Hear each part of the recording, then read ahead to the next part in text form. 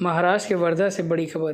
पूर्व मंत्री और विधायक बच्चूभाऊ कडू ने सरकार को सीधी चेतावनी दी है। उन्होंने कहा कि आज दोपहर 4 बजे तक यदि किसानों की सभी मांगें पूरी नहीं की जाती तो कल सुबह नागपुर में मुख्यमंत्री देवेंद्र फडणवीस के निवास शहर में ट्रैक्टर मोर्चा निकालकर तीव्र आंदोलन किया जाएगा।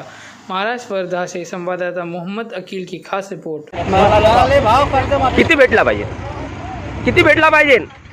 12,000 रुपये आणि सोयाबीनला 7,000 रुपये। आपण बच्चू भाऊ सोबत सतत किती दिवस झाले चालून राहिले? 6 दिवस झाले। हा 6 दिवस झाले। कुठले आहे आपण रहिवासी? रहिवासी आर्मी आहे। दूर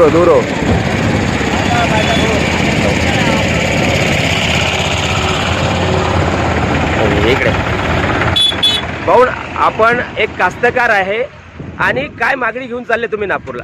आम्ही आमचा भाऊ सतत 12 महिन्यापासून लढा देत आहे। शेतकऱ्यांना कर्जमुक्ती मिळालीच पाहिजे, शेतकऱ्यांना पिकाला हमीभाव मिळालाच पाहिजे। आमच्या मागण्यात काय रास्ता शेतकऱ्याला समृद्धी महामार्गाला न मागता देता येते, वर्गाच्या लाडक्या बहिणीला देता येतात न मागता, तर आम्हा शेतकऱ्यांना आमच्या पिकवलेल्या कष्टाचा भाव देता येत नाही। हे कोणतं नामांतर सरकार आहे? आणि आता आम्ही डायरेक्ट महाराष्ट्राच्या मुख्यमंत्र्यांच्या घरावर आम्हाला जाणार आहे, एक गोळ्या झेलणार आहे किंवा आमच्या सर्व मागण्या मान्य करण्यात आमच्या यायला पाहिजे। मुख्यमंत्र्यांनी आमच्या राष्ट्र मागण्यात आम्हाला एक कोटं फक्त सोयाबीनचं पिकं आहे, काय होणार आहे? कशी आमची दिवाळी आमदारात केली? आता एक आत्महत्या करायची नाही।